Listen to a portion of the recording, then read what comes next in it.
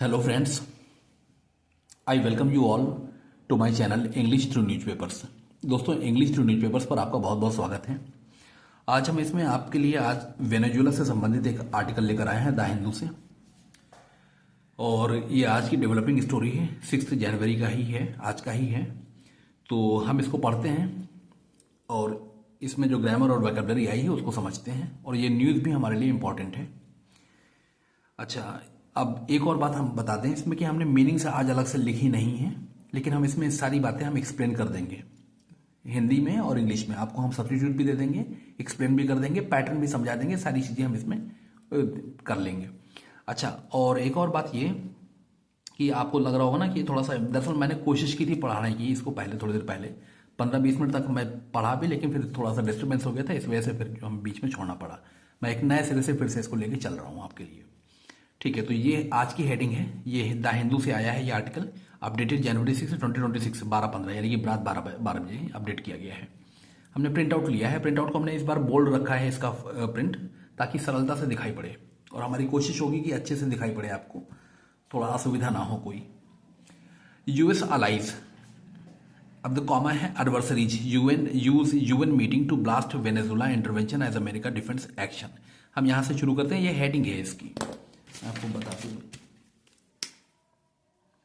ये जो है ना, ये हेडिंग है इसका,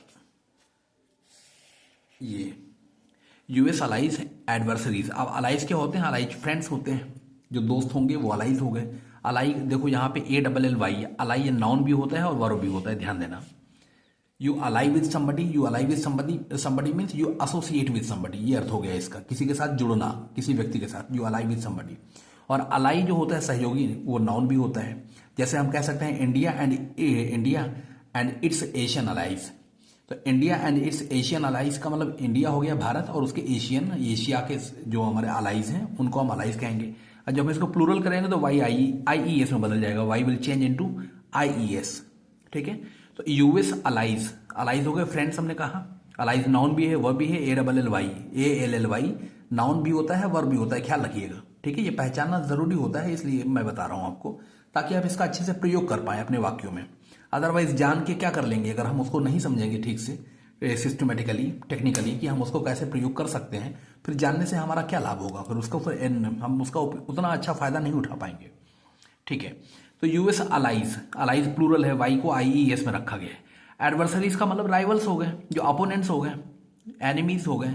तो अब देखो यहाँ पे यूएन ने, यानी कि यूनाइटेड नेशंस ने एक मीटिंग कन्वीन की अर्जेंट। क्यों? क्योंकि वेनेजुला पर किसने अटैक किया? यूएस ने, अमेरिका ने। तो जब यूएस ने वेनेजुला पर अटैक किया तो फिर ये एक इंटरनेशनल लॉ का जो वायोलेशन हुआ, तो जो लॉ का वायोलेशन हुआ तो यूनाइटेड नेशंस जो है वो चिंतित हुआ। तो उसने एक मीटिंग बुलाई, कन्वीन की, अर्जेंट मीटिंग कन्वीन की। उसमें आसपास के जितने भी जो कंसर्न, ये कह सकते हो कि क्लोज बाई एरियाज जितने थे, ये वेनेजुला और अमेरिका के आसपास के, वो सारे के सारे एम्बेसडर और उनके प्रतिनिधि आए जो इंपॉर्टेंट थे। तो वो उसी मीटिंग के बारे में बात हो रही है, क्या कहा है और क्या मतलब लोगों ने क्या कहा है, अपनी अपनी क्या राय दी है, तो हम यही समझ रहे हैं यहाँ पे। US allies, friends, adversaries, opponents, enemies, rivals. ठीक है, अब देखो यहां भी IES आया है, वाई को IES में चेंज किया गया है, प्लूरल है ना, क्योंकि कई सारे मित्र भी होंगे, कई सारे दुश्मन भी होंगे। यूज ये वर्ब है आपकी, और यूएस अलाई और यूएस एडवर्सरीज ये आपका सब्जेक्ट है यहाँ पे, समझ गए? देखो यहां से लेके ये यहां तक सब सब्जेक्ट है, यूएस अलाइज एडवर्सरीज, कॉमा के थ्रू। यूज ये वर्ब है, यूज का मतलब मेक यूज ऑफ, का प्रयोग करते हैं, का उपयोग करते हैं। ठीक है, यूएन मीटिंग, यूएन की मीटिंग, यानी कि यूएन क्या है? यूनाइटेड नेशंस, उसकी मीटिंग का क्या करने के लिए? To blast Venezuela intervention. Blast करने मतलब क्रिटिसाइज करना। ब्लास्ट का एक अर्थ होता है क्रिटिसाइज करना, ब्लास्ट का अर्थ हमेशा बम फोड़ना नहीं होता। When you blast somebody, it means you criticize somebody for something that he has done, यानी कि जो किसी व्यक्ति ने कुछ किया है आप उसको क्रिटिसाइज करते हैं, वो ब्लास्ट करना हो गया। ठीक है, तो US allies adversary subject, use verb है, प्रयोग करते हैं। यूएन मीटिंग ऑब्जेक्ट हो गया, क्योंकि और यूनाइटेड नेशंस की मीटिंग का क्या करने के लिए? For what purpose? To blast Venezuela intervention. Intervention हमने आपको बताया था, इंटरवीन करना यानी कि इंटरफियर करना, इंटरफियर यानी कि हस्तक्षेप करना। तो हस्तक्षेप करना एक प्रकार से क्या करना? इन्वेजन करना हो गया, इन्वेजन यानी कि उसमें बाधा पहुंचाना, अटैक करना, तो वही है। इंटरवेंशन कहें ये मिलिट्री टर्म में, या हम उसे अटैक कह सकते हैं सीधा सीधा, इंटरफेरेंस भी कह सकते हैं, हमने लिखा है यहाँ पे आपके लिए। Venezuela intervention as America defence action, जब अमेरिका अपने एक्शन को डिफेंड करता है, देखो एज लगा हुआ है। US allies adversaries use UN meeting to blast Venezuela intervention as America defence action, जब अमेरिका अपने कार्य का बचाव कर रहा है। डिफेंड का मतलब होता है बचाव करना, ठीक है। To speak in favour of what you have done, और to give arguments in support of what you have done, to give arguments in support of what you have done, यानी कि आपने जो किया है उसके सपोर्ट में आप आर्गूमेंट्स देते हैं, वो आपका डिफेंस हो जाता है, यानी कि आप डिफेंड करते हैं। हम इसको ऐसे भी कह सकते हैं, डिफेंड की जगह मतलब बचाव करना ना, तो जस्टिफाई करना कह सकते हैं इसको। जस्टिफाई करना मतलब उचित ठहराना। When you justify your action it means you give reasons why your action is right. आप किसी कार्य के लिए जब आप कोई जस्टिफिकेशन देते हैं तो आप कारण बताते हैं कि ये इसलिए सही था, इसलिए ऐसा करना जरूरी था या सही था, ठीक है। हम आगे चलते हैं। US allies adversaries use UN meeting to blast Venezuela intervention as, अब देखो एज आया है। एज का प्रयोग हम आपको बता दें कि देखिए जब दो एक्शन होते हैं, जैसे मान लो ये एक्शन 1 है और ये एक्शन 2 है, और दोनों साथ साथ हो रहे हैं, यहाँ पे ध्यान देना है, ये 1 है ये 2 है, मान लो ये भी एक्टिविटी है, ये एक्ट 1 है और ये एक्ट 2 है। जब ये साथ साथ हो रहे होते हैं एक ही समय में, एक ही काल में, तो हम वहां पे एज का प्रयोग कर लेते हैं। देखिए एग्जाम्पल के लिए हम ऐसा कह सकते हैं, she smiled as she spoke, she smiled as she spoke. समझिएगा, ध्यान रखिएगा, अपना स्पैन जो है ना, अटेंशन स्पैन, उसको बढ़ाने की जरूरत है, हम लिख के नहीं दिखा पा रहे हैं, आई एम सॉरी, ठीक है ना। तो she smiled as she spoke, यानी कि वो मुस्कुराई जब वो बोली, एज शी स्पोक यानी कि बोलते समय, जब वो बोल रही थी तो वो मुस्कुराई, ठीक है। She smiled as she spoke, दोनों का टेंस एक ही है, स्माइल्ड भी पास्ट टेंस में है, स्पोक भी पास्ट टेंस में है, उसका मुस्कुराना उसका बोलना एक साथ हो रहा तो हमने एज का प्रयोग किया। दूसरा सरल एग्जाम्पल आप ऐसे कह सकते हैं, as I was leaving home it started to rain. As I was leaving home का मतलब क्या हुआ कि when I was leaving home, जब मैं निकल रहा था। As I was leaving home, you leave home for college, for school, for coaching, for anywhere. So as I was leaving home, जब मैं घर से निकल रहा था, घर छोड़ रहा था, इट स्टार्टेड टू रेन, बरसात होने लगी। अब it started to rain, it आया है, स्टार्टेड आया है, स्टार्टेड किस टेंस में आ गया, अब पास्ट सिंपल में मानेंगे इसे, क्योंकि हैड तो है नहीं है, पास्ट सिंपल ही है, इट स्टार्टेड टू रेन, ठीक है। और as I was leaving home वो किस में है, पास्ट कंटिन्यूअस है, तो पास्ट कंटिन्यूअस और पास्ट सिंपल यानी कि पास्ट इंडेफिनिट दोनों मिल सकते हैं किसी एक सिचुएशन में, उनका प्रयोग कर सकते हैं, ठीक है। तो हम वही कह रहे हैं कि यहां पे आया है कि US allies adversaries use UN meeting to blast Venezuela intervention as, यानी कि जब अमेरिका डिफेंस एक्शन, अमेरिका अपने कार्य का बचाव कर रहा था, जस्टिफाई कर रहा था। ये इसकी मेन हेडिंग है जो हमने पढ़ी यहाँ पे, ये यहाँ पे क्या है, ये इसकी मेन हेडिंग है। अब हम आते हैं इसकी सब हेडिंग पे, ये यहाँ से लेके इसकी ये सब हेडिंग है।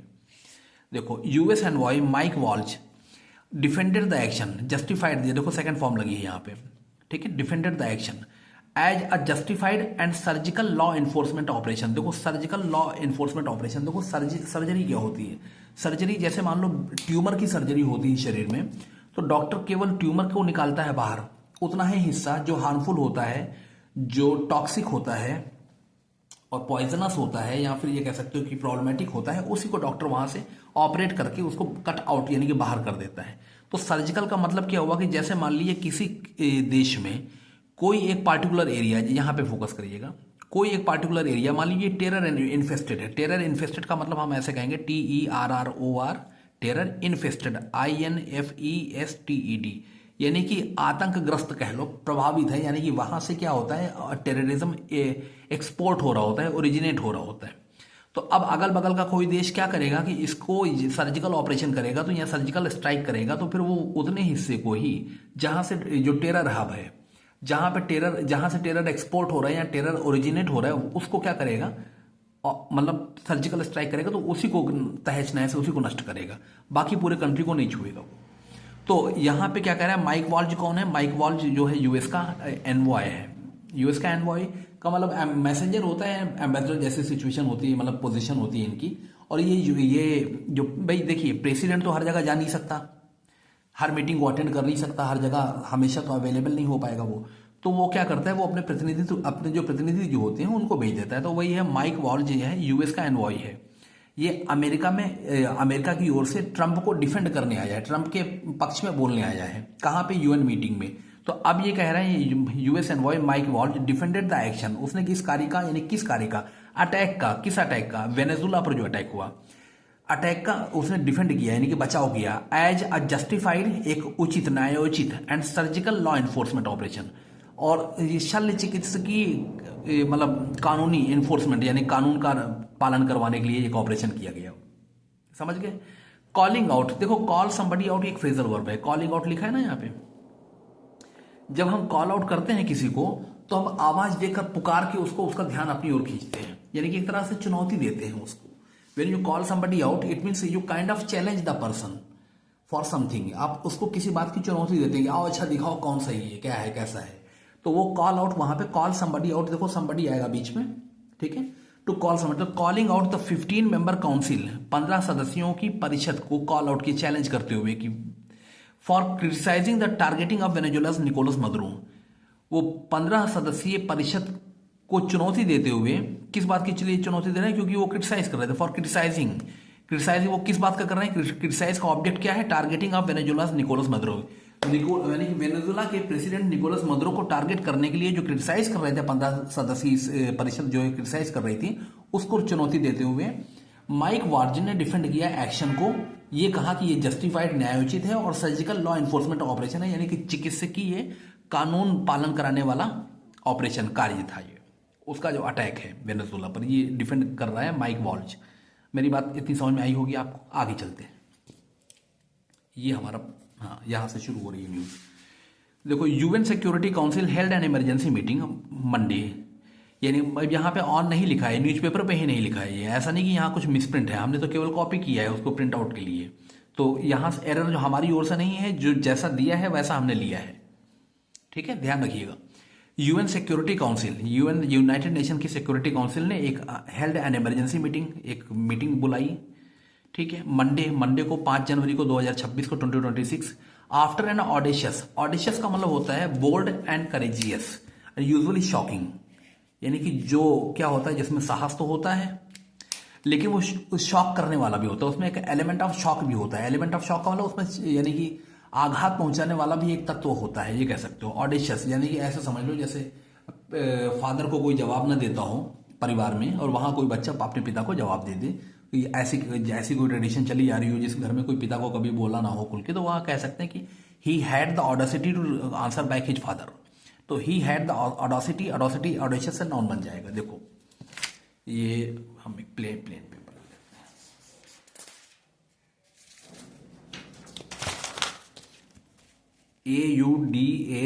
AUDACIOUS, ये क्या है? ये एडजेक्टिव है, ठीक है, एडजेक्टिव है।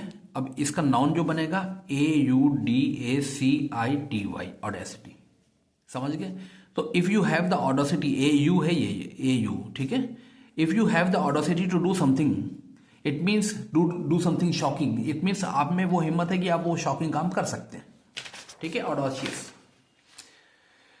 अब ये कह रहा है UN security council held an emergency meeting Monday January 5। आपको दिखाई तो पड़ा होगा ना, मैं इससे चिंतित हूँ कि नजर आया हो कि नहीं आया हो, ठीक है, ऑडेशियस। दरअसल ऐसा है ना, हमें इस बात का पूरा आइडिया अभी नहीं, हम भूल जाते हैं कि वो विजन में है या नहीं, इसलिए थोड़ी सी प्रॉब्लम हो सकती है, लेकिन धीरे धीरे आदत बन जाएगी तो सब ठीक हो जाएगा। ऑडेशियस जो है वो एडजेक्टिव है, ऑडेसिटी जो है वो नाउन है, ठीक है। चलिए, हाँ, इमरजेंसी मीटिंग किसने बुलाई? यूएन ने बुलाई Monday January 5 2026, after an audacious US military operation, यानी कि यूएस के मिलिट्री ऑपरेशन के बाद, in Venezuela over the weekend पे, ठीक है, 5 जनवरी को, संडे, आई थिंक संडे ही था शायद, हाँ, वो Venezuela over the weekend to capture, Sunday नहीं था, मंडे था ना, आज तो 6 है, हाँ, ट्यूजडे, मंडे, हाँ, वीकेंड सैटरडे, 3-4 तारीख को था। US military operation in Venezuela over the weekend to capture leader Nicolas Maduro, यानी कि वीकेंड पर जो उन्होंने अटैक किया, military operation in Venezuela over the weekend to capture leader Nicolas Maduro with the United Nations top official warning, यानी कि United Nation की top official warning, यानी कि हाईएस्ट लेवल पे उसको वार्निंग दी गई यूनाइटेड नेशन की तरफ से, दैट अमेरिका में है वायोलेटेड इंटरनेशनल लॉ, कि अमेरिका ने वायोलेशन किया होगा किसका, इंटरनेशनल लॉ का। ठीक है, यानी कि यूएन सिक्योरिटी काउंसिल ने एक इमरजेंसी मीटिंग बुलाई, किस बात पे, यानी कि जो ये धृष्टता की इसने अमेरिका ने, यूएस ने मिलिट्री ऑपरेशन किया वेनेजुएला पर वीकेंड में और कैप्चर कर लिया निकोलस मदुरो को, वहां के प्रेसिडेंट को। और इस पर भी विद द यूनाइटेड नेशन से top official warning, United Nation की टॉप ऑफिशियल वार्निंग थी दैट अमेरिका में है वायोलेटेड इंटरनेशनल लॉ। अब देखो यहाँ पे मे है वायोलेटेड जो हम कहते हैं, मे हैव के साथ हम जब वर्ब की थर्ड फॉर्म लगाते हैं, मे हैव के साथ वर्ब की थर्ड फॉर्म, इसका मतलब ये हुआ कि action may have completed, action was probably complete, action probably complete, या फिर हम इसे ऐसे भी कह सकते हैं एक्शन प्रोबेबली टुक प्लेस, हम इसे ऐसे भी कह सकते हैं action probably took place in the past. हम उस तरह से भी लिख सकते हैं, हम इस तरह से भी लिख सकते हैं, action was probably complete in the past, यानी कि ऐसा हो गया है संभावित रूप से इन द पास्ट, बीते समय में। अब ऐसे समझ लिए जैसे कोई सज्जन हमारे यहाँ आए, गेस्ट हमारे यहाँ कोई सज्जन गेस्ट आए, ये हमारा रेजिडेंस है, ठीक है, ये मान लो ये मेरा रेजिडेंस है। अब यहाँ पे हमारा कोई मित्र हमारे पास आते हैं, तो अब उनको मैं छोड़ने जाता हूँ, उनको ट्रेन पकड़नी है रात को 11 बजे, हम उनको रेलवे स्टेशन यहाँ से लेके रेलवे स्टेशन चले गए। तो अब जब रेलवे स्टेशन पर जो उनकी जो ट्रेन, हम जब पहुँचे 11 बजे रात को, तो पता चला कि ट्रेन 11 बजे नहीं आएगी, 11 ट्रेन आएगी 1 बजे या 12 बजे या 12:30 बजे, ट्रेन डिलेट थी। तो अब क्या होगा, अब भाई रात को रुकने का मेरा क्या तुक बनता है वहाँ पे, तो मैं उनको गया, मैंने उनको छोड़ा वहाँ से, मैं वापस चला आया। अब यहाँ पे ट्रेन के बारे में 12:30 बजे ट्रेन आई उनकी और वो 12:30 बजे चले गए। तो अब 12:30 बजे जब मैं अपने घर पे आ गया होऊंगा यहाँ पे अपने घर से, तो मैं कहूँगा कि अब इस समय, यानी कि ये टाइम उनके ट्रेन के आने का था, तो ट्रेन आ गई होगी और वे चले गए होंगे। इसका मतलब ये हुआ कि बीते समय में या सुबह उठकर अगर मैं ये कहूँ कि 12:30 बजे ट्रेन आ गई होगी, वो चले गए होंगे, so he may have caught his train, he may have caught his train, यानी कि वो अपनी ट्रेन पकड़ ली होगी उन्होंने, ये अर्थ हो गया। He may have caught his train, he may have boarded the train, the train may have arrived in time, यानी कि समय पर आ गई होगी गाड़ी, यानी कि मैं ये उम्मीद कर रहा हूँ कि पास्ट में ऐसा हुआ होगा। ठीक है, हम इस पर आगे बात करेंगे जब ग्रामर का हमें कोई सेशन हम यहाँ से हमसे कहा जा रहा है लेने को, शुरू करने को, क्योंकि हम अपने ढंग से ग्रामर पढ़ाएंगे तो हम अपने ढंग से समझाएंगे और फिर हम वहाँ से बात करेंगे। अभी फिलहाल आप ये समझिए कि यहाँ पे ये कह रहा है United nation top official warning that America may have violated international law, कि अमेरिका ने इंटरनेशनल लॉ का वायोलेशन कर दिया होगा। वायोलेशन तो समझते होंगे, वायोलेशन मीन्स इन्फ्रिंजमेंट, यानी कि खंडन। जब आप कोई रूल या कोई रेगुलेशन कहीं आप कोई ऐसा, यानी कि रूल रेगुलेशन या लॉ वायोलेट करते हैं, तो आप उसके विरोध में उसके विपरीत कार्य करते हैं। ठीक है, उसको तोड़ते हैं। फ्लाउट इसका एक वो है, फ्लाउट, इन्फ्रिंज, ब्रेक, ये सारी चीज, ये सारे वर्ब्स आएंगे इसके पर्याय में, सिनोनिम्स में। वायलेट समथिंग, इन्फ्रिंज समथिंग, ये हमने यहाँ लिखा था। ठीक है, ये आगे चलते हैं। Before the UN most powerful body, body का मतलब ग्रुप ऑफ पीपल, जैसे हम कहते हैं इलेक्शन बॉडी है या जो कोर बॉडी है सिलेक्शन की, तो बॉडी का मतलब ग्रुप ऑफ पीपल, यानी कि जो सदस्यों का जो समूह है उसको हम बॉडी कह सकते हैं। Before the UN most powerful body, UN की सबसे शक्तिशाली बॉडी यानी कि ग्रुप ऑफ पीपल के सामने, both allies and adversaries, allies भी और एडवर्सरीज भी, ब्लास्टेड यानी कि उन्होंने क्रिटिसाइज किया president Donald Trump's intervention, intervention means attack को, and him signaling the possibility of expanding military action to countries like Colombia and Mexico over drug trafficking accusation। मतलब उन्होंने प्रेसिडेंट डोनाल्ड ट्रंप को क्या किया, उनके डोनाल्ड ट्रंप से intervention, देखो यहाँ पे अपॉस्ट्रोफी लगा हुआ है, ये जो मार्क लगता है ना किसी भी लेटर के टॉप पे, जैसे मान लो अगर हमने यहाँ ट्रंप लिखा है तो TRUMP, अब यहाँ पे अपॉस्ट्रोफी इसके बाद एस, तो ये जो मार्क कॉमा जैसा दिखता है ना, इसको कॉमा नहीं कहते, इसे अपॉस्ट्रोफी कहते हैं। तो अपॉस्ट्रोफी जो होता है उसके बाद एस होगा यहाँ पे ट्रम्प्स, तो यहाँ ट्रम्प्स इंटरवेंशन यानी कि डोनाल्ड ट्रम्प का जो इंटरवेंशन, जो हमला है उसको क्रिटिसाइज किया किसने, अलाइज और एडवर्सरी ने, कहाँ पे, यूएन की मोस्ट पावरफुल बॉडी में। ठीक है, तो ये मैं संबंध के लिए आता है, संबंध के अधिकार के लिए आता है, ये इस पर हम आगे बात करेंगे। Donald Trump's intervention and him, और उसके सिग्नलिंग द पॉसिबिलिटी यानी कि पॉइंटिंग द पॉसिबिलिटी यानी इंडिकेटिंग द पॉसिबिलिटी, सिग्नल करना का मतलब हिंट करना, hinting the possibility of expanding military action to countries like Colombia and Mexico over drug trafficking accusations. यानी कि वो इस बात का इंडिकेशन दे रहा है कि ऐसी भी संभावना है, indicating the possibility of expanding military action. Expand करना का मतलब क्या करना, उसको और दूर तक फैलाना और ले जाना। यानी कि वो वेनेजुएला तक ही नहीं सीमित रहेगा, वो अपना मिलिट्री एक्शन एक्सपैंड कर सकता है। कहां तक? Two countries like Colombia and Mexico. Over किस बात पर, क्यों, कारण क्या है? Over for the reason of drug trafficking accusation. यानी कि ड्रग ट्रैफिकिंग एक्यूजिशन आरोपों के बीच में, एलिगेशंस के बीच में। समझ गए? मतलब ये हुआ कि यूएन की मोस्ट पावरफुल बॉडी में ये जो 15 सदस्यीय परिषद जो थी, उन्होंने क्या किया, उनके अलाइज भी थे उसमें, उनमें एडवर्सरी भी थे, एडवर्सरीज भी थे, यानी कि दोस्त और दुश्मन। उन्होंने प्रेसिडेंट ट्रंप के जो हमले की आलोचना की और उनके इस संकेत की आलोचना की कि वो इसकी संभावना उन्होंने जताई है कि वो मिलिट्री ऑपरेशन जो है, मिलिट्री एक्शन है, वो उन देशों तक भी ले जाएंगे जो कोलंबिया मैक्सिको है। और क्यों ले जाएंगे? क्योंकि उनको लग रहा है कि ड्रग ट्रैफिकिंग एक्यूजेशन इन पर है, यानी कि यहां से ड्रग जो है सप्लाई हो रहा है, और ड्रग किस में आता है? नार्को में आता है। इसलिए इनको नार्को टेररिज्म फैलाने का वो आरोप लगा रहे हैं ट्रंप। ही आल्सो री-अप्ड। अब देखो री-अप्ड जो होता है, अप द एंटे एक फ्रेजल वर्ब है, ईडियम है, सॉरी।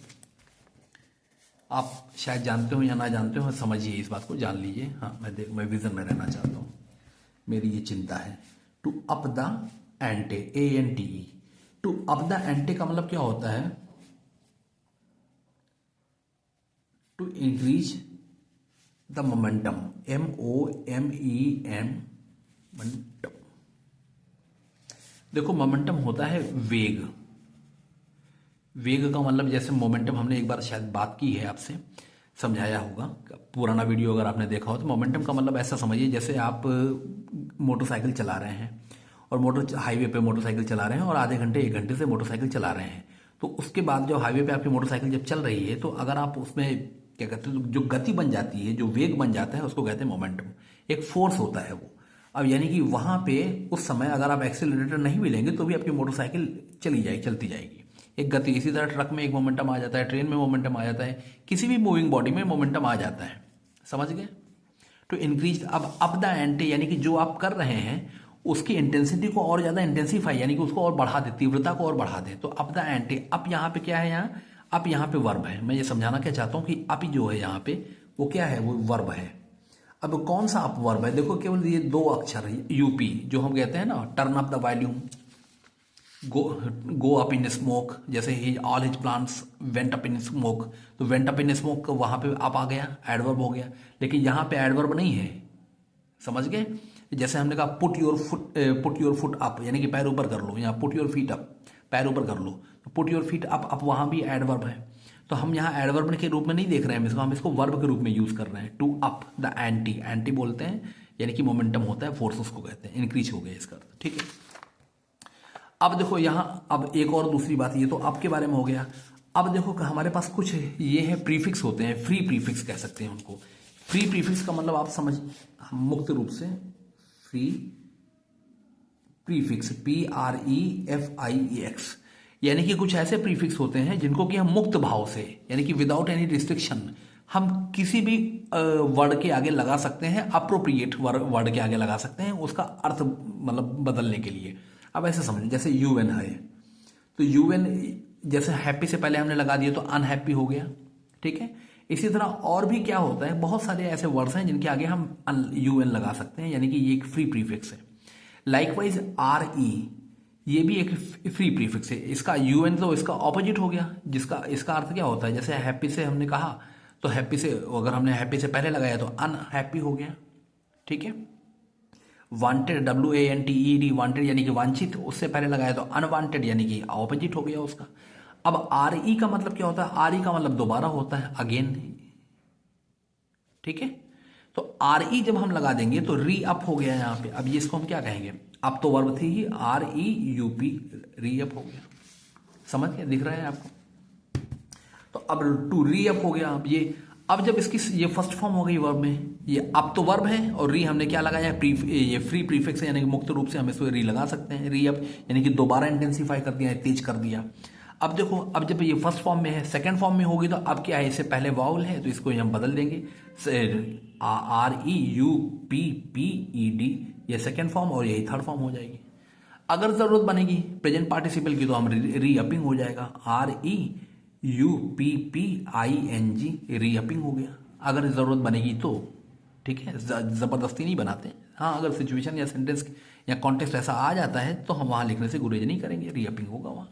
जैसे यहाँ रीअप्ड किया इन्होंने, तो ये जो रीअप्ड है इसका मतलब यहाँ क्या होगा, रिन्यू करना, यानी कि किसी थ्रेट को आप अगर रिन्यू करते हैं तो आप उसको दोबारा बोलते हैं, यू रीइटिरेट इट, आप उसको दोबारा बोलते हैं। You give the same threat again, वही धमकी आप दोबारा देते हैं इन इजी वर्ड्स। तो यहाँ पे जो आया है, आप यहाँ पे आइए, ये हमने पढ़ लिया था, before the UN most powerful body both allies and adversaries blasted President Trump's intervention and him signaling the possibility of expanding military action to countries like Colombia and Mexico over drug trafficking accusations. He also re-upped का मतलब renewed, हमने बताया ना, up करना, up हो गया यानी कि बढ़ाना, वर्ब हो गई, री एक प्रीफिक्स है हमने उसमें लगाया, और जब सेकंड फॉर्म यानी पास्ट टेंस में लाएंगे तो डबल पी हो जाएगा। ही आल्सो री-upped यानी कि ही आल्सो रिन्यूड हिज थ्रेट, अपनी धमकी किसके बारे में कह रहा है, ट्रंप के बारे में। He also renewed his threat to take over का मतलब to command, to take in his hand the Danish territory of Greenland, यानी कि जो डैनिश यानी कि डेनमार्क की जो टेरिटरी ग्रीनलैंड की है, for the sake of US security interest, यानी कि यूएस अपनी सुरक्षा के हित में डैनिश टेरिटरी ऑफ ग्रीनलैंड उसको भी टेक ओवर कर लेगा अगर जरूरत बनी तो। ये उसका कहना है, किसका, ट्रंप का। तो इस बात को लेके ये लोग काफी नाराज हैं और उसको क्रिटिसाइज कर रहे हैं, किसको, ट्रंप को, और उसके मिलिट्री इंटरवेंशन को मतलब क्रिटिसाइज कर रहे हैं। I hope it is clear by now, यहां तक साफ होगा। Before the UN most powerful body both allies and adversaries blasted President Donald Trump's intervention and him signaling the possibility of expanding military action to countries like Colombia and Mexico over drug trafficking accusations। ठीक है, ही also री-अप्ड, हमने समझाया आपको कि देखो up verb है, ठीक है, अप द एंटी होता है ना, ये एंटी होता है मोमेंटम, यानी कि कोई काम कर रहे हैं आप लगातार तो वो अप द एंटी, यानी कि कोई अभियान चला रहे हैं या कोई कैंपेन चला रहे हैं या कोई क्रूसेड चला रहे हैं, क्रूसेड कैंपेन समझते होंगे आई सपोज। तो अगर आप उसको आप अप करते हैं यानी कि और बढ़ाते हैं तो आप उसको इंटेंसीफाई करते हैं, तो टू अप द एंटी, ये इस ईडीएम का अर्थ हो गया। तो अप का अर्थ हो गया इंक्रीज या इंटेंसीफाई करना। तो अब यहाँ पे अब से पहले हमने आर ई जोड़ा है, ये प्रीफिक्स है, री अप हो गया। अब इसकी सेकंड फॉर्म लिखोगे तो री अप्ड हो गया, तो वही बात यहाँ पे आई है। He re-upped. He also re-upped. Re-upped means renewed his threat to take over the Danish territory of Greenland. यानी कि उनकी जो है उन्होंने अपनी इस धमकी को री अप किया, यानी कि रिन्यू किया कि हम डैनिश टेरिटरी ग्रीनलैंड की है वो भी ले लेंगे, for the sake of in the interest of US security interest, यानी कि यूएस की सुरक्षा हितों को देखते हुए हम अगर जरूरत पड़ी तो हम डैनिश टेरिटरी ऑफ ग्रीनलैंड वो भी कमांड कर लेंगे, टेक ओवर कर लेंगे, अपने हाथ में ले लेंगे। ये यूएस का कहना है, प्रेसिडेंट ट्रंप का। अब हम आते हैं इस पर, ठीक है, next paragraph. In a statement UN secretary general Antonio Guterres said he is deeply concerned that rules of international law have not been respected with regard to the January 3 military action। हाँ, ठीक है। In a statement UN Secretary General Antonio Guterres said, यानी कि UN secretary general Antonio ने कहा एक बयान में, यूएन की बात कर रहे हैं यहाँ पे, यूएस की बात नहीं कर रहे हैं। उन्होंने कहा कि ही इज डीपली कंसर्न, यानी कि वो बहुत ही ज्यादा कंसर्न है, चिंतित है, worried, that rules of international law have not been respected, यानी कि इंटरनेशनल लॉ के जो रूल्स हैं उनका पालन, उनका आदर नहीं किया गया, they have not been honoured, respected. ठीक है, with regard to the January 3 military action, यानी कि मिलिट्री एक्शन जो 3 जनवरी को हुआ उसके संबंध में उन्होंने कहा कि जो इंटरनेशनल लॉ है उसका मतलब ये क्या कहें, आदर नहीं किया गया। ठीक है, it means rules of international law have not been honoured और रेस्पेक्टेड। ठीक है, next he added that the grave action by the US could set a precedent for how future relations between nations are। अब देखो यहाँ पे इन्होंने verb नहीं दी है, फुल स्टॉप लगा दिया था, लेकिन यहाँ पे वर्ब की जरूरत है, इसलिए हम आपको बता रहे हैं कि यहाँ पे आर होना चाहिए। ये इन्होंने पॉइंट तो दिया था, फुल स्टॉप तो दिया था, लेकिन वर्ब नहीं दिया था, तो वही हमने लगाया ताकि सेंटेंस को कंप्लीशन मिले, पूर्णता मिले। इसलिए देखो, ही एडेड दैट, उन्होंने जोड़ा अपनी बात में, आगे उन्होंने कहा that the grave action, grave mean serious, ठीक है, grave solemn serious, he added that the grave action by the US could set a precedent, अब देखो प्रेसिडेंट जो होता है कोई, यानी कि कोई exemplary incident in the past, यानी कि कोई उदाहरणात्मक कोई घटना हुई होती है पास्ट में, बीते समय में, उसको प्रेसिडेंट कहते हैं। ठीक है, an exemplary incident in the past उसको कहते हैं, यानी कि उदाहरण देने योग्य कोई घटना पास्ट में हुई हो उसको सेट ए प्रेसिडेंट कह सकते हैं, टू सेट अ प्रेसिडेंट। ठीक, for how future relations between nations are, यानी कि ये एक जो गंभीर जो कार्य है यूएस का, ये एक प्रेसिडेंट सेट कर सकता है कि भविष्य में जो संबंध नेशंस के बीच में कैसे होंगे। How future relations between nations are और वुड बी होंगे, ये भी कह सकते हो पॉसिबिलिटी, वहां वर्ब भी आएगी, चाहे वुड के साथ आए चाहे ऐसे ही आ जाए, आर ए आर ही आ जाए। ठीक है, he added that the grave action by the US could set a precedent for how future relations between nations are और वुड बी। अब देखो यहाँ पे कह रहा है Denmark, a fellow member of NATO with jurisdiction over the vast mineral rich island of Greenland, echoed Mr. Gutierrez's concerns, saying the inviolability of borders is not up for negotiation. Means it cannot be compromised. Not up for negotiation का मतलब क्या होता है? It cannot be compromised. He added that यहाँ पे Denmark a fellow member of NATO, यानी कि Denmark जो एक फेलो मेंबर है नाटो का, with jurisdiction over the vast mineral rich island of Greenland, यानी कि जिसके अधिकार में, जुरिस्डिक्शन का मतलब क्या होता है? Who has an authority, with authority कह सकते हो यहाँ पे आप, अथॉरिटी मतलब अधिकार, with jurisdiction over the vast, मतलब वास्ट का मतलब एक्सपेंसिव, बड़ा, व्यापक, मिनरल रिच यानी कि खनिज से युक्त, ठीक, खनिज युक्त कह सकते हैं। आइलैंड, रिच का मतलब होता है कि रिच इन मिनरल, ऐसे कह सकते हैं, मिनरल रिच कह सकते हैं या रिच इन मिनरल कह लें। Vast mineral rich island of Greenland, यानी कि जो ग्रीनलैंड का आइलैंड है। एकोड का मतलब उन्होंने भी यही बात कही, मिस्टर गटरेस कंसर्न्स। एकोड यानी कि जो डेनमार्क का जो फेलो मेंबर था, फेलो मेंबर ऑफ नाटो, एको का मतलब when you echo somebody's concerns it means you repeat the same things, यानी कि आप किसी बात को जब एको करते हैं, एको का मतलब क्या होता है? प्रतिध्वनि। प्रतिध्वनि का मतलब एक ध्वनि के बाद दूसरी ध्वनि आती हुई तो प्रतिध्वनि होगी ना। तो आप किसी ने अपनी कोई चिंता की व्यक्त की, मान लो मिस्टर ए ने अपनी बात की, ये उसकी चिंता है, अब आपने भी वही चिंता जाहिर की, तो इसका मतलब यू एकोड हिज कंसर्न्स। एको करना, ECHO ये वर्ब है, ईडी लगा देंगे, पास्ट इंडेफिनिट हो जाएगा। ठीक है, अब ईडी की जगह ING आ जाएगा तो प्रेजेंट सिंपल यानी कि प्रेजेंट पार्टिसिपल हो जाएगा। निर्भर करता है कि आपकी स्थिति कैसी है, वाकई कैसा है, आप उसमें कैसा हमें प्रयोग करना है, किस टेंस में प्रयोग करना है, उसके अनुरूप वर्ब बदलती जाएगी। अच्छा, तो ये कह रहा है कि डेनमार्क के एक फेलो मेंबर ने भी, यानी कि जिसके पास ये अधिकार में ये है कि vast mineral rich island of Greenland है, उन्होंने भी यही, यानी कि यही चिंताएं, यही वरीज, यही बातें एको की, यानी कि यही बातें कहीं। Saying the inviolability of borders is not up for negotiation, is not up for negotiation, negotiation मतलब कॉम्प्रोमाइज यानी होता है ना, जैसे नेगोशिएशन कर लेते हैं हम, बार्गेनिंग कर लेते हैं, कॉम्प्रोमाइज कर लेते हैं, थोड़ा सा हम आपस में मिलजुल के बैठ के समझौता कर लेते हैं, तो वो बात हो गई। अब देखो इनवॉयलेबिलिटी जो है, सैक्रोसैंक्ट समझते हैं आप, सैक्रोसैंक्ट, SACROSANCT, सैक्रोसैंक्ट ये एडजेक्टिव है, यानी कि प्लेस ऑफ वर्शिप जब सैक्रोसैंक्ट होता है तो बहुत ही इंपॉर्टेंट होता है, उसको छू नहीं सकते हम। तो ठीक, इनवॉयलेबिलिटी भी वही है कि मतलब अनइम्पीचेबल है। अनइम्पीचेबल का मतलब जिसको खंडित नहीं किया जाना चाहिए। इनवॉयलेबिलिटी, भाई हर नेशन जो है अपने आप में सॉवरेन है, छोटा हो या बड़ा हो, हर आदमी अपने घर में सम्मान से रहता है कि नहीं रहता है, ठीक वैसे नेशन भी हो। तो वही कह रहे हैं, saying the inviolability of borders is not up for negotiation, यानी कि बॉर्डर्स की जो क्या कहते हैं कि बॉर्डर्स की जो इनवॉयलेबिलिटी है, यानी कि सैक्रोसैंक्ट पोजीशन है, वो कॉम्प्रोमाइज नहीं होनी चाहिए, इट इज नॉट कॉम्प्रोमाइजेबल। ठीक है, आगे चलते हैं। No state should seek to influence political outcomes in Venezuela through the use of threat or of force और through other means, threat of force और थ्रू अदर मीन्स।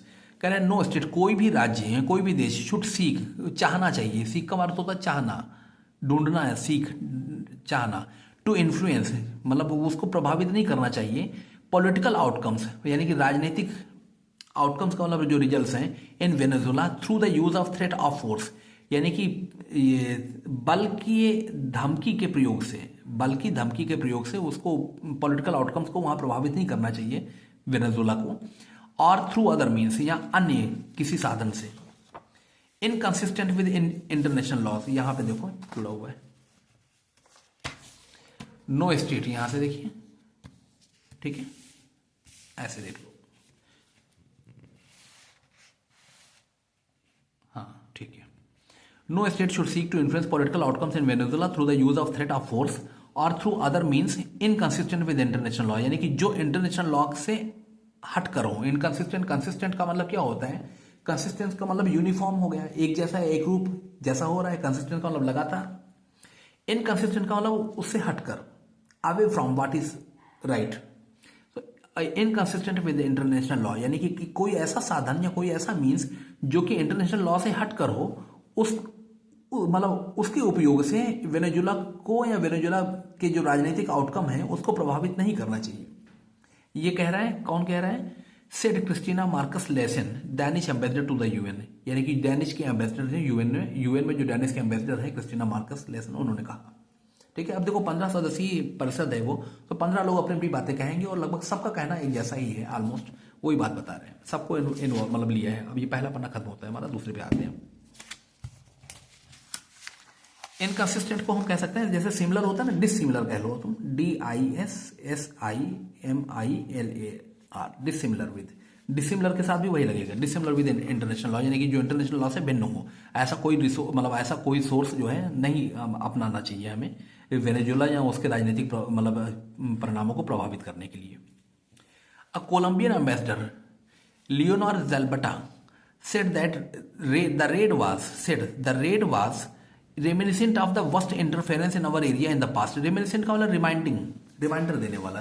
जैसे मान लो कोई काम आपने किया और हमने कहा कि this is reminiscent, this action of yours और this gesture of yours is reminiscent of my childhood days, यानी कि आपका ये कार्य मुझे मेरे बचपन की कुछ मतलब याद दिला दिया, बचपन के दिनों की याद दिला दिया।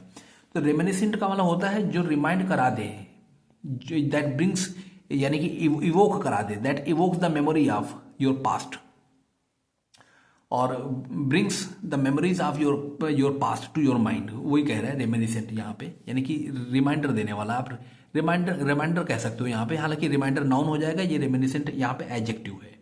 समझ गए? ये जो वर्ब है यहाँ पे, सॉरी ये जो वर्ड है ये एडजेक्टिव है, और रिमाइंडर अगर हम इसकी जगह लगाएंगे तो वो थोड़ा सा नहीं सूट करेगा, वो नाउन हो जाएगा। इसलिए तो जब हम देखो, ध्यान देना कि जब हम एडजेक्टिव को हटाएंगे तो वहां पे एडजेक्टिव ही लगाना चाहिए, और जब हम नाउन को हटाएंगे तो हमें नाउन ही लगाना चाहिए। अगर मान लो अगर हम नाउन की जगह नाउन, एडजेक्टिव की जगह एडजेक्टिव नहीं करते हैं तो फिर हमें फिर फॉर्मेशन में या स्ट्रक्चर में या जो वर्ड्स वहां पे यूज हुए हैं उनमें थोड़े से और भी चेंजेस करने पड़ेंगे। समझ गए? तो कोशिश ये होती है कि एडजेक्टिव के बदले में एडजेक्टिव, नाउन के बदले में नाउन का रिप्लेसमेंट वन वर्ड के रूप में हो सकता है, एक शब्द के रूप में हो सकता है। चलिए, Colombian ambassador Leonor Zalabata said the raid was reminiscent of the worst interference, यानी कि ये जो रेड है, यानी कि आक्रमण है, अटैक कह सकते हैं, इन्वेजन कह सकते हैं, रेड कह सकते हैं, करना इंटरवेंशन कह सकते हैं, इन्फ्रिंजमेंट कह सकते हैं, ये कई सारी चीजें, कई सारे नाम हो सकते हैं आक्रमण के। ठीक है, red was in reminiscent of the worst interference in our area in the past, यानी कि हमारे क्षेत्र में सबसे खराब, वर्स्ट, बुरा, सबसे बुरा इंटरफेरेंस, हस्तक्षेप है इन द पास्ट, बीते समय में। डेमोक्रेसी कैनॉट बी डिफेंडेड और प्रमोटेड थ्रू वायलेंस एंड कोअर्सन, यानी कि जो डेमोक्रेसी है, डेमोक्रेसी यानी कि लोकतंत्र, कैनॉट बी डिफेंडेड और प्रमोटेड, यानी कि उसकी रक्षा नहीं की जा सकती, ना ही उसको प्रमोट किया जा सकता है, बढ़ावा दिया जा सकता है थ्रू वायलेंस, हिंसा के द्वारा, एंड कोअर्सन। कोअर्सन का मतलब ड्यूरेस समझते हो आप? कोअर्सन का मतलब यहाँ पे प्रेशर कह लो, हम यहाँ लिख दें कोअर्सन, यानी कि एक वर्ड है ड्यूरेस, DURESS एक, ठीक है, ड्यूरेस भी हो गया। आर्म ट्विस्टिंग कह सकते हो, आर्म ट्विस्टिंग यानी कि बाह मोड़ना, और प्रेशर भी कह सकते हो, और कंपल्शन भी कह सकते हो। तो ये सारे वर्ड्स आएंगे, कोअर्शन, ड्यूरेस, प्रेशर एक्सेट्रा, हाँ यहाँ पे। तो Colombian ambassador Leonor Zalabata said that raid was reminiscent of the worst interference in our area in the past, democracy cannot be defended और promoted through violence and coercion, and it cannot be superseded. Superseded मतलब replace. अब देखो, जैसे पुरानी चीजें किसी मतलब नई चीजों के मतलब जब नई चीजें आती हैं तो पुरानी चीजों को हटा देते हैं। तो हम कह सकते हैं कि कोई भी, जैसे मान लो नया मॉडल का फोन आया और उसकी वजह से पुराने मॉडल का फोन हट गया, तो हम कहेंगे the new model superseded the old one. तो न्यू मॉडल आया, सुपर आया है ना, सुपर का मतलब ये होता है, इसमें एक सेंस है, इंट्रिंसिक सेंस है बेहतर होने का, सुपर का मतलब बेहतर। तो सुपरसीडेड का मतलब जो है कि और बेहतर हो की वजह से उसने पुराने ने जगह छोड़ दी, ये मतलब हुआ, या पुराने को हटाकर और बेहतर ले आए, ये मतलब हुआ। तो and it cannot be superseded either, और इसको रिप्लेस भी नहीं किया जा सकता, यानी कि सुपरसीड नहीं किया जा सकता। अब क्या अब देखो भाई, वस्तुओं को तो बदला जा सकता है, नए पुराने हो सकते हैं, क्या मनुष्यों को बदला जा सकता है क्या? अब ऐसा तो नहीं कर सकते ना कि हमारे परिवार में जो पुराने बुजुर्ग हैं, अब वो ओल्ड पैटर्न हो गए, ओल्ड फैशन हो गए, वो कहते हैं पुरानी ख्यालात हो गए, तो उनको मार के हम नए बच्चे पैदा कर ले, तो ये भी तो अनुचित है ना। तो मनुष्यों के साथ ये संभावना नहीं बनती, हाँ वस्तुओं के साथ हो सकती है। तो वो ये कह रहे हैं कि डेमोक्रेसी कैनॉट बी डिफेंडेड और promoted through violence and coercion, it cannot be superseded either, और ना ही इसको सुपरसीड किया जा सकता है कि इसको हटा के नए लोगों को ले आओ, ये भी नहीं हो सकता। किसको? लोकतंत्र को। बाई इकोनॉमिक इंटरेस्ट, यानी कि आर्थिक हितों के चलते, आर्थिक हितों से, मिस्टर जलबटा सेठ। रशियाज एम्बेसडर, अब देखो सारे एम्बेसडर अपनी अपनी बात बोल रहे हैं, बस वही बात है। उसके बाद अंत में जो है, जो यूएन के प्रेसिडेंट ने कहा, यूएन के हेड ने, वो बात आएगी। Russia's ambassador to UN went further, यानी कि रशिया के एम्बेसडर जो यूएन में हैं, उन्होंने वो और आगे चले गए। ही वेंट फर्दर का मतलब गो फर्दर, और आगे बढ़ जाना। Wesley Nebenzia called the US intervention in Venezuela and capture of Mr. Maduro is a turn back to the era of lawlessness। उन्होंने कहा कि हाँ, टर्न बैक का मतलब रिटर्न, टर्न बैक होता है ना, where you turn back to some place, it means you return to that place, you return to that place. अब क्या हो गया? हाँ, intervention in Venezuela and capture of mister Maduro, यानी कि वेनेजुएला पर आक्रमण और मिस्टर मदुरो को जो हिरासत में लिया गया, कैप्चर किया है यूएस ने, is a turn back to the era. Era का मतलब होता है युग, ऑफ लॉलेसनेस। लॉलेसनेस का मतलब क्या हुआ कि अराजकता, ठीक है, हाँ।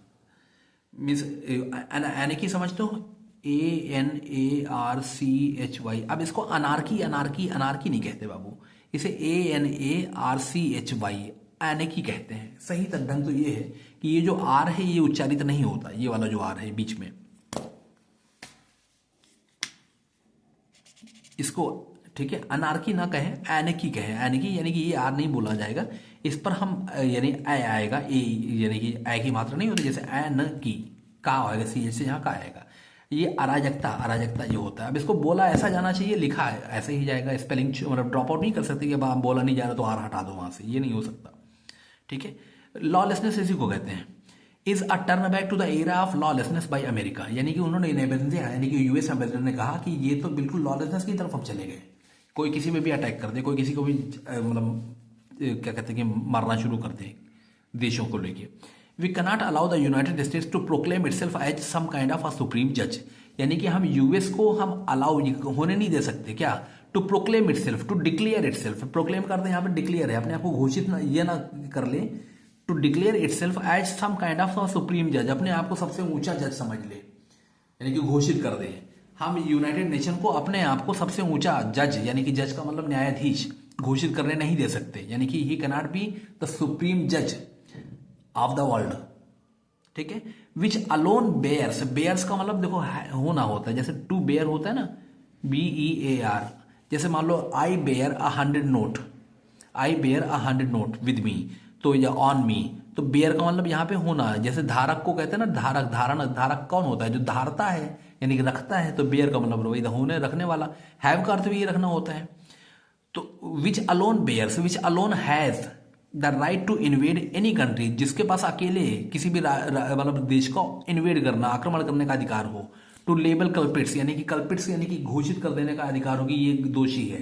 To hand down and to reinforce, to enforce punishments, या दंड देने का अधिकार हो। हैंड डाउन का मतलब होता है गिव, यहाँ पे देना होता है। डिलीवर कह सकते हो, डिलीवर, ठीक है, DELIVER। Hand down, to hand down and to enforce punishments, यानी कि पनिशमेंट देने का अधिकार हो। Irrespective of notions of international law, irrespective of regardless of, शायद जानते हो आप, जब हम कहते हैं ये, हाँ यहाँ देखो, IRRESPECTIV, इररेस्पेक्टिव ऑफ, इसका मतलब हो गया रिगार्डलेस ऑफ, ठीक है। तो इसका मतलब अब के होते हुए भी, डिस्पाइट दैट कह सकते हो, डिस्पाइट यानी कि के बावजूद, इन स्पाइट ऑफ, वही अर्थ है। तो irrespective of notions of international law, ठीक है, despite notions of international law, ऐसे कह सकते हैं ये, regardless of notions of international law, यानी कि इंटरनेशनल लॉ के जो जो मतलब मान्यताएं हैं, जो विचार हैं, उसके बावजूद उससे हटकर, उसको दरकिनार करके वो अपने आप को सुप्रीम जज घोषित कर दे और हर देश पे उसको अटैक करने का अधिकार मिल जाए, सबको कल्पिट कहने का यानी कि दोषी कहने का अधिकार मिल जाए और पनिशमेंट देने का अधिकार मिल जाए, तो ऐसा नहीं हो सकता इंटरनेशनल लॉ को किनारे करके। International law, sovereignty and non intervention. Non intervention देखो ये एक ही वर्ड में उन्होंने जोड़ा है, ये नॉन है और ये इंटरवेंशन, INTERVENTION, और नॉन इसके पहले लगाए हैं, नॉन इंटरवेंशन, यानी कि इंटरनेशनल लॉ, सॉवरेंटी समझते ही होंगे आप, सुप्रीमेसी होती है, कोई भी कंट्री अपने आप में सुप्रीम होता है, उसका हेड ऑफ स्टेट उस कंट्री के लिए। तो सॉवरेंटी का मतलब क्या होता है, सॉवरेन कंट्री का मतलब हो गया जो संप्रभु कहते हैं हिंदी में, संप्रभुता, तो यानी कि अपने आप में सर्वोच्च, अपने क्या कहते हैं, जैसे भारत हो गया तो भारत का नागरिक, यानी कि अपने आप में क्या है कि नागरिक को नहीं कहेंगे, देश के अर्थ में आता है, ये देश के सेंस में आता है, लेकिन नागरिक की भी अपनी डिग्निटी होती है, तो वो उसी डिग्निटी से ये जो है कलेक्टिवली जो है सबकी डिग्निटी मिला के, इंडिविजुअल डिग्निटी को सबको मिला के हम सॉवरेंटी कहते हैं वहाँ पर।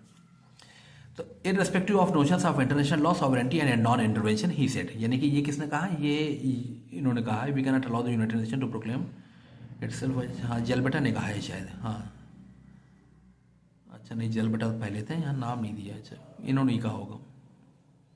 Vasily Nebenzia called the US intervention in Venezuela and capture of Mr. Maduro is a turn back to the era of lawlessness by America. We cannot allow, हाँ तो फिर नाम नहीं आया, तो हाँ इन्होंने ही कहा होगा, ठीक है, इसमें नाम यहाँ नहीं दिया है। आगे देखते हैं next.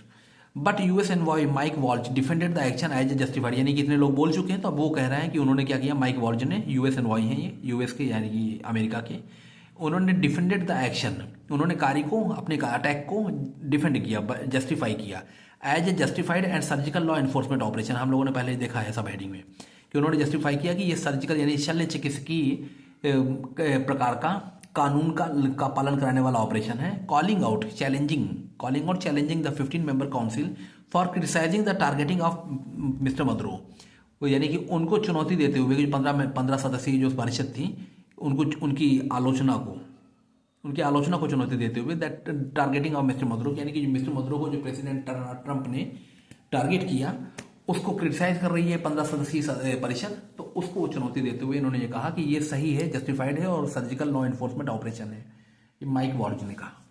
Next, if the United Nations in this body confers legitimacy on any illegitimate narco terrorist with the same treatment in this charter of a democratically elected president और head of state, what kind of organisation is this. अब देखो वो organisation यानी कि United Nations पे ही जो है सवाल खड़ा कर रहा है, कौन, माइक वॉल्ज जो यूएस का एनवॉय है। अब क्या कह रहा है, if the United Nations in this body, यानी कि यूनाइटेड नेशंस जैसे इस ग्रुप में, इन दिस बॉडी यानी कि इस रूप में, यानी कि जो 15 सदस्यीय परिषद है, कॉन्फर्स का मतलब गिव्स, बेस्टोज, कॉन्फर होता है ना, कॉन्फर मतलब देना, कॉन्फर यहाँ पे गिव कह सकते हो, GIVES, गिव्स। लेजिटिमेसी का मतलब होता है,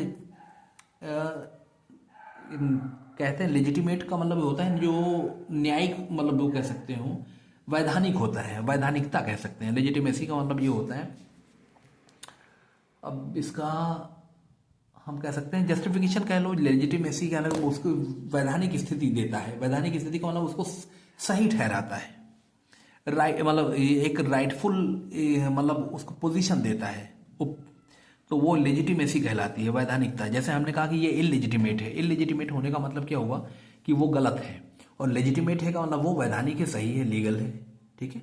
अप्रूव्ड बाई लॉ का मतलब लॉ की जो है उसमें अप्रूवल मिल जाएगी जो लेजिटिमेट होगा, ये तो वही कह रहा है कि वैधानिकता देता है।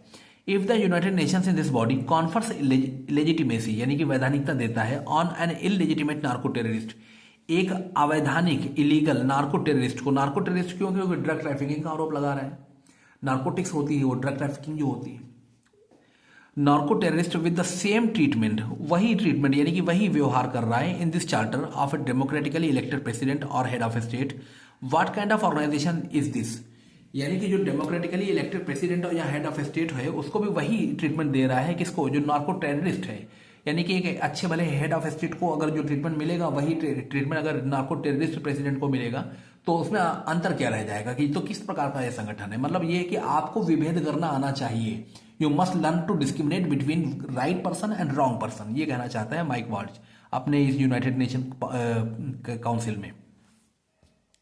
If the United Nations in this body confers legitimacy, यानी कि यदि वो इसको वैधानिकता प्रदान करता है on an illegitimate narco terrorist, यानी कि अवैधानिक नार्को टेररिस्ट को भी अगर लेजिटिमेसी आप दे देंगे विद द सेम ट्रीटमेंट, वही व्यवहार दे देंगे इन this charter of a democratically elected president और हेड ऑफ स्टेट, यानी कि इस चार्टर में, इस चार्टर का मतलब रोल होता है, रोल यानी कि जो वो होती है ना सूची, उसको कह सकते हैं charter. In this charter of a democratically elected president, यानी कि लोकतांत्रिक ढंग से चुने गए प्रेसिडेंट या हेड ऑफ स्टेट को भी वही ट्रीटमेंट दे देंगे जो उसको नार्को टेररिस्ट को दे रहे हैं। तो what kind of organisation is this, means you must know how to discriminate between good person and bad person, ये कहना चाहता है। Said mister Waltz who is Trump's former national security adviser, जो कि ट्रम्प के पुराने पहले, फॉर्मर का मतलब पहले, इसके पहले यानी कि इस समय कोई और है नेशनल सिक्योरिटी एडवाइजर, प्रीवियस कह सकते हैं। ट्रम्प से फॉर्मर नेशनल सिक्योरिटी एडवाइजर ने ये बात कही, बस अब खत्म होने वाला है, परेशान हो जाएगा, ठीक है। आगे आते हैं, ये थर्ड है। The US seized mister Maduro and his wife early Saturday. अब देखो यूएस ने क्या किया, सीज किया, कैप्चर किया। सीज करना होता है ना, जैसे पुलिस आके किसी इलीगल किसी जगह पे आती है जहाँ पे कोई मान लो कोई ड्रग ट्रैफिकिंग हो रही हो, कुछ ऐसी जगह पे आती है तो पुलिस सीज कर देती है उसको। सीज कर देती है का मतलब उसमें सील लगा देती है, यानी कि वो पूरी तरह से बंद हो जाता है, पुलिस के अधिकार में आ जाता है।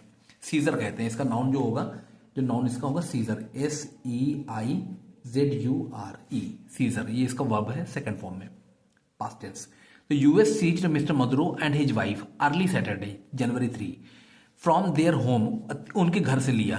अर्ली सैटरडे यानी कि शनिवार को जल्दी लिया इन्होंने, from their home on a military base and put them abode a US worship to face prosecution in New York in a justice department indictment accusing them of participating in A narco terrorism conspiracy. Conspiracy होती है षड्यंत्र, षड्यंत्र कहते हैं ना, षड्यंत्र plan, यानी कि ये कह सकते हो कि एक बुरी योजना जो होती है किसी को फंसाने की, मारने की, उसको कंस्पिरेसी कहते हैं। अब देखो यहाँ पे इस पे ध्यान दो, put them aboard. Put them aboard का मतलब क्या होता है, जैसे आप कोई शिप है, आप जब शिप पर चढ़ते हैं तो हम कहते हैं वेलकम अबोर्ड। जैसे हम मान लीजिए ये एक बड़ा सा जहाज है, ठीक है, ये जहाज है। अब इस जहाज पे अगर आप आते हैं, आपको कोई लाकर यहाँ पे छोड़ता है, इस जहाज पे आप जब आएंगे तो पुराने लोग कहेंगे वेलकम अबोर्ड। वेलकम अबोर्ड का मतलब क्या हुआ, हम लिखते हैं यहाँ पे, आप देखिएगा, वेलकम अबोर्ड, ABOARD। देखो ध्यान देना, अब्रॉड नहीं लिखा है, ABO है, बी के बाद ओ आ रहा है। अब्रॉड की स्पेलिंग क्या होती है, ABR, पहले आर आएगा बी के बाद, OAD, ठीक है ना, ध्यान देना, कंफ्यूजन नहीं होना चाहिए। तो वेलकम अबोर्ड जब कहा जाए तो इसका मतलब आओ, यानी कि हमारे साथ तुम्हारा स्वागत है।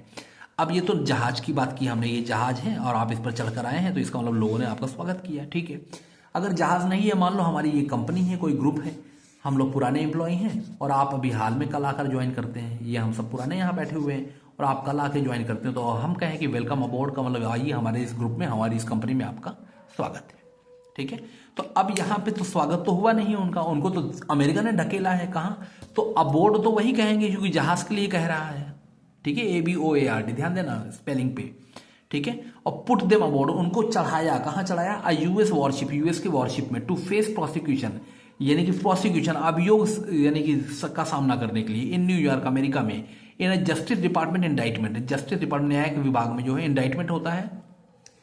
इंडाइटमेंट जो होता है, जब आप किसी को इंडाइट करते हैं तो आप उस पर आरोप लगाते हैं, इंडाइटमेंट वो उसका है, लीगल टर्म है ये। अक्यूजिंग देम ऑफ पार्टिसिपेटिंग, यानी कि उन पर आरोप लगा रहा है, हस्बैंड वाइफ पर, यानी मदुरो और उसकी वाइफ पे। Accusing them of participating in A narco terrorism conspiracy, यानी कि उन पर आरोप लगा रहा है कि वो नार्को टेररिज्म कंस्पिरेसी में भाग ले रहे हैं, यानी कि नार्को टेररिज्म की जो षड्यंत्र है उसमें उनका पार्टिसिपेशन है, उनका इन्वॉल्वमेंट है, समझ गए। आगे कह रहा है mister Maduro made his first appearance in A Manhattan court house on Monday January 4। Mister Maduro ने क्या किया, अपना पहला अपीयरेंस, उनका जो मैनहट्टन की कोर्ट थी अमेरिका में, कोर्ट हाउस है, वहां पे सोमवार को हुआ उनका पहला अपीयरेंस, यानी पहली बार वो सामने आए मैनहट्टन की कोर्ट हाउस में, मंडे को 4 जनवरी को, ठीक है। तो यहां तक हमारी बात साफ हो गई, आई सपोज। आगे चलते हैं। अब देखिए यहाँ पे ये लास्ट पार्ट है ये। His stunning removal came after months of the US amassing a military presence off Venezuela's coast and blowing up alleged drug trafficking boats। अब देखो क्या करता है ये, कह रहा है हिज स्टनिंग रिमूवल। स्टनिंग किसकी रिमूवल की बात कर रहा है? इनकी, मदुरो की। मदुरो जो वेनेजुला के प्रेसिडेंट है, रिमूवल हो गया, यानी कि निकालना हो गया, रिमूव करना, हटा लिया अपने देश से, उनके देश से। स्टनिंग का मतलब यहाँ पे शॉकिंग है। स्टनिंग मीन्स यहाँ पे क्या है? Shocking. His stunning removal, stunning का मतलब ये प्रेजेंट पार्टिसिपल है, जैसे कहते हैं, बट डैशिंग लग रहे हो तो डैशिंग, DASHING, तो डैशिंग वहाँ पे क्या है? प्रेजेंट पार्टिसिपल है, एडजेक्टिव के रूप में आता है, इंटरेस्टिंग एडजेक्टिव के रूप में है, प्रेजेंट पार्टिसिपल है। तो हिज स्टनिंग, स्टनिंग का मतलब चौंकाने वाला, शॉकिंग, यानी कि आघात पहुंचाने वाला, रिमूवल, हटाना, निकालना। केम आफ्टर मंथ्स ऑफ, वो आया कब आया? आफ्टर मंथ्स ऑफ, महीनों के बाद, ऑफ द US। अमैसिंग का मतलब क्या होता है? अमैस का मतलब क्या होता है? बिल्डअप होता है, BUILD, बिल्ड अप। ऐसे समझ लो, when you are amassing wealth it means you are building up wealth. समझ गए? यानी कि जब आप धन इकट्ठा कर रहे हैं तो इसका मतलब आप धन बिल्डअप कर रहे हैं वहां पे। तो अमास करना ये वर्ब है, टू अमास समथिंग का मतलब ये हुआ, टू AMAS, अमास समथिंग का मतलब to collect something in large number, in large amount. अब अगर गिनती में हो सकती है तो गिनेंगे, अगर मात्रा में नापा जा सकता है तो फिर उसको मापेंगे, मात्रा निकालेंगे उसकी। समझ गए? तो अमास, अमास समथिंग का मतलब क्या हुआ कि हम किसी चीज को इकट्ठा करते हैं। तो अमास में हमने क्या किया? ING लगाया है, देखो ध्यान दो, ठीक है। तो हिज स्टनिंग रिमूवल, स्टनिंग का मतलब shocking, removal came after months of the US amassing a military presence, यानी कि मिलिट्री प्रेजेंस उन्होंने अमैस किया, इकट्ठा किया, कहाँ पे? ऑफ वेनेजुला कोस्ट, यानी कि वेनेजुला की कोस्ट से दूर। And blowing up, blowing up का मतलब hitting, targeting alleged drug trafficking boats, और ड्रग ट्रैफिकिंग जो बोट्स हैं, यानी कि शिप्स हैं, जो जहाज, उनको लगता है कि जो ड्रग ट्रैफिक कर रहा है, जो जहाज आने जाने वाला है, उसको ब्लो अप किया, उसको उड़ाया, टारगेट किया, हिटिंग। समझ गए? ब्लो अप करना मतलब कि फायर आर्म, यानी कि जो उनके वो होते हैं बंदूक, गोलों वगैरह से, तोप वगैरह से। तो blowing up alleged drug trafficking boats, और वेनेजुला की कोस्ट से दूर उन्होंने क्या किया? मिलिट्री प्रेजेंस को खड़ा किया, बिल्डअप किया, और फिर क्या किया कि and blowing up alleged drug trafficking boats, और जो उनकी जो आने जाने वाली बोट्स थी उसमें ड्रग ट्रैफिकिंग का जो उनको आरोप लगाकर उसको ब्लो अप किया। ब्लो अप कब किया? मैंने उसको स्ट्राइक किया, मतलब खत्म किया, नष्ट किया। Mister Trump has insisted, mister Trump ने जिद की है, या जोर देकर कहा है, that the US would run Venezuela at least temporarily and tap its vast oil reserves to sell to other nations. यानी कि उन्होंने ये बात कही है, रीअफर्म्ड कह सकते हो, affirmed that US would run Venezuela at least temporarily, यानी कि कम से कम अस्थायी रूप से वेनेजुला को कौन चलाएगा? US चलाएगा, sorry. Mister Trump has insisted that US would run, US है ना कि UN है, यानी कि अमेरिका चलाएगा किसको? Would run Venezuela at least temporarily, कम से कम अस्थायी रूप से वेनेजुला को कौन चलाएगा? US चलाएगा, US, अमेरिका चलाएगा, ट्रंप चलाएगा। एंड टैप, टैप को देखो यहाँ पे एक अच्छी वर्ब है। जब आप किसी चीज को टैप करते हैं, खासकर ऐसे किसी रिजर्व को या रिसोर्स को, या फिर ऐसे एनर्जी के सोर्स को, या वाटर के सोर्स को, या ऐसे किसी भी रिसोर्स को जो आप टैप करते हैं तो आप उसका एक्सप्लॉयट करते हैं, ठीक है। एक तो टैपिंग हो गई, वो जो पैरों से जो टैप करना वो हो गया, और एक तो tapping, tap its vast, vast का मतलब व्यापक, बड़ा, VAST एडजेक्टिव है। ऑयल रिजर्व, ऑयल रिजर्व यानी कि तेल के जो रिजर्व हैं, to sell to other nation, दूसरे देशों को बेचने के लिए।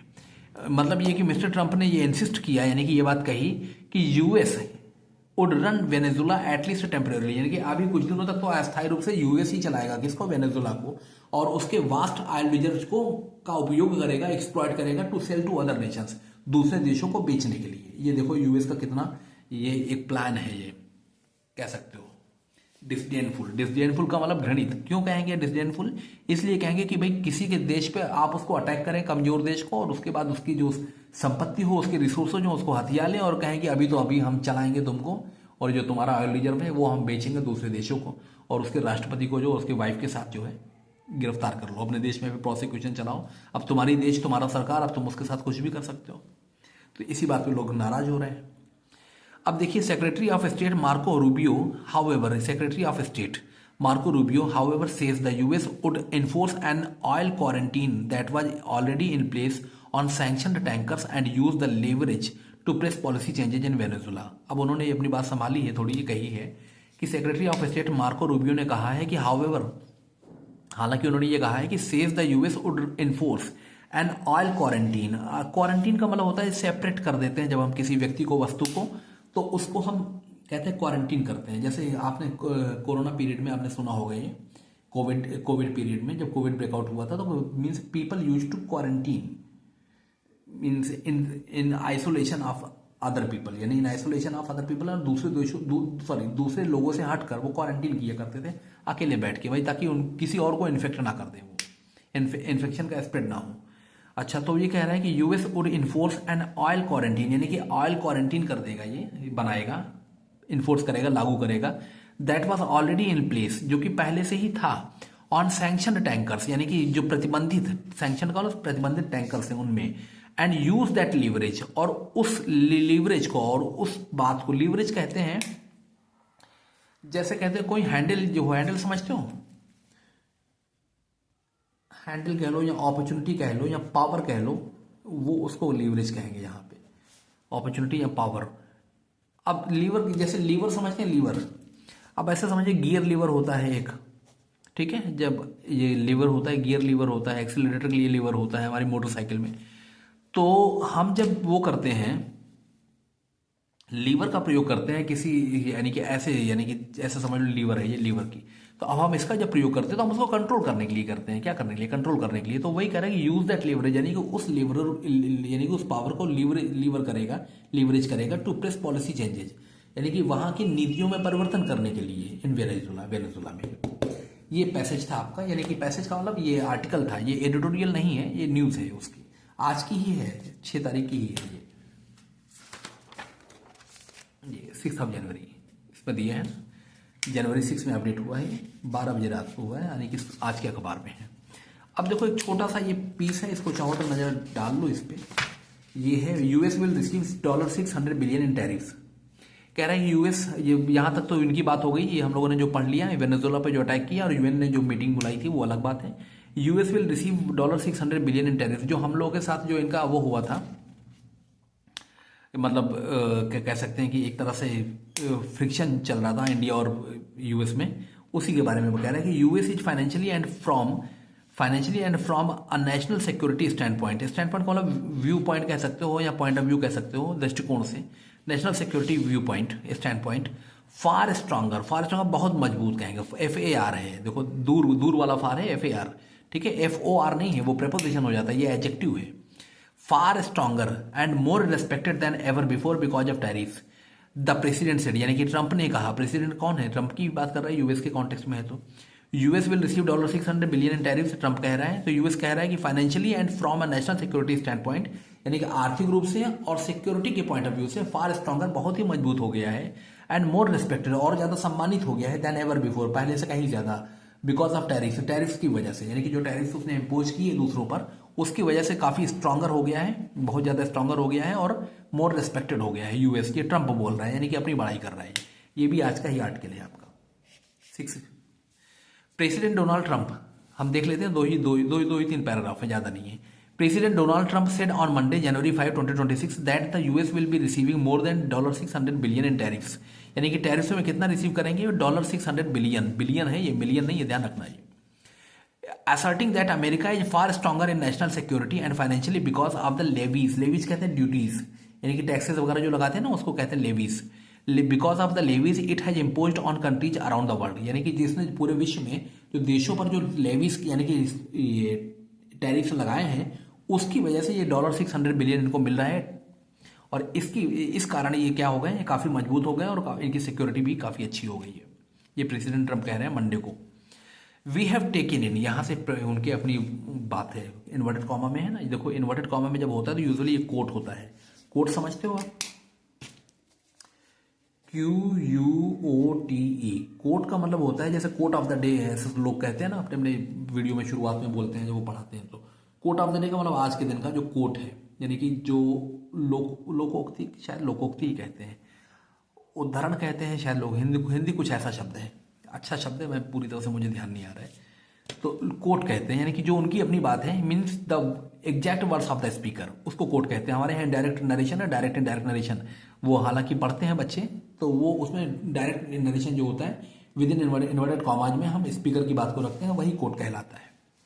We have taken in and will soon be receiving, हमने रिसीव किए, टेकन इन प्राप्त किया है, and will soon be receiving और रिसीव करेंगे, more than $600 billion in tariffs, यानी कि $600 बिलियन टैरिफ में। But the fake news media refuses, यानी कि अपने जो मतलब जो इनके जो वो हैं क्रिटिक्स हैं, आलोचक हैं जो इनके, उनको टारगेट किया है इन्होंने इस बात को कहते हुए। But the fake news media refuses to talk about it, यानी कि फेक न्यूज मीडिया इस बारे में बात करने से बचती है, मना करती है बात करने से, because they hate and disrespect our country, यानी कि वो घृणा करते हैं और हमारे देश का असम्मान करते हैं, डिसरेस्पेक्ट, अनादर करते हैं। And want to interfere with the upcoming tariff decision, और इंटरफियर हस्तक्षेप करना चाहते हैं कि जो अपकमिंग टैरिफ डिसीजन होंगे, जो आने वाले टैरिफ डिसीजन होंगे, उनमें हस्तक्षेप करना चाहते हैं। One of the most important ever, जो कि सबसे ज्यादा इंपॉर्टेंट है, of the United States Supreme Court, United States के Supreme Court, mister Trump said in a post on Truth Social, ये एक जो पोर्टल है उस पर इन्होंने कहा, Truth Social, he said that the US is financially and from a national security standpoint far stronger and more respected than ever before because of tariffs, यानी कि टैरिफ की वजह से वो पहले जो जितना पहले कभी नहीं था, more respected than ever before, जितना पहले कभी नहीं था उतना ज़्यादा स्ट्रॉन्गर, उतना ज़्यादा सम्मानित हुआ है, ये ट्रंप कह रहे हैं। अब इसके देखिए ये पैराग्राफ था ना, वी हैव टेकन इन, और प्रेसिडेंट डोनाल्ड ट्रंप, ये रिपीट हो गया है, इसका बस केवल ये पार्ट है जो बचा हुआ है, ये गलती से हमारे यहाँ हमने दोबारा प्रिंट कर लिया, ये पहला, दूसरा और तीसरा प्रेसिडेंट ट्रंप वाला देख रहे हो, हाँ, यानी कि ये प्रेसिडेंट, ये यहाँ से ये हमने दोबारा इसको गलती से यहाँ पे दोबारा प्रिंट कर लिया, तो ये हमें नहीं पढ़ना है, ठीक है, ये छोटा सा हिस्सा है। With US tariff shock India pharma future, यहाँ पे इंडिया से रिलेटेड जो बात है। With in months of its second term in the White House, mister Trump had last year announced a slew of tariff, a slew का मतलब कह सकते हैं कि लॉट ऑफ टैरिफ्स कह सकते हैं, स्लू वहाँ पे आता है जहाँ पे कई सारे होते हैं, मतलब ग्रुप कह सकते हो, अ होस्ट ऑफ टैरिफ्स कह सकते हो, होस्ट समझते हो, a host of tariff, HOST, ये host, a host of tariffs, यानी कि बहुत सारे हो गए एक जैसे टैरिफ्स। तो last year announced a slew of tariffs on imports from countries around the world, saying the US had been unfairly treated, ये कह गया कि यूएस को अनफेयरली ट्रीट किया गया है, and other nations were charging far higher tariffs, और दूसरे देशों ज़्यादा कमा रहे हैं, दे आर चार्जिंग मतलब दे आर ज़्यादा कमा रहे हैं on American products, American products पे ज़्यादा कमा रहे हैं, और हम यूएस को अनफेयरली ट्रीट किया गया है, इसलिए उन्होंने टैरिफ बढ़ा दिया, कई सारे टैरिफ लगा दिए, ठीक है, भारत में 50% लगाया है। Mister Trump has imposed 50% tariffs on India including 25% for its purchases of Russian oil, यानी कि 25% किसकी बात के लिए कि it's purchases of Russian oil जो परचेज कर रहे हैं उसके लिए। तो दोस्तों ये था हमारा आज का जो ये समाचार जो था, न्यूज नहीं थी, मतलब ये एडिटोरियल नहीं था, ये न्यूज थी, वो हमने आपके सामने रखी। अपना फीडबैक दीजिएगा आप कि आपको कैसा लगा, आप या आपकी जो इच्छा हो, आप क्या चाहते हैं इस बारे में बताइएगा, कमेंट कीजिएगा, या आप मेल भी लिख सकते हैं, इंग्लिश थ्रू न्यूज़पेपर्स, इन तीनों शब्दों को मिलाकर एक शब्द बना लीजिए @gmail.com, वो हमारी ईमेल आईडी है, इसमें कोई साइन नहीं आएगा बीच में, no underscore, no comma, no nothing else, ठीक है, धन्यवाद।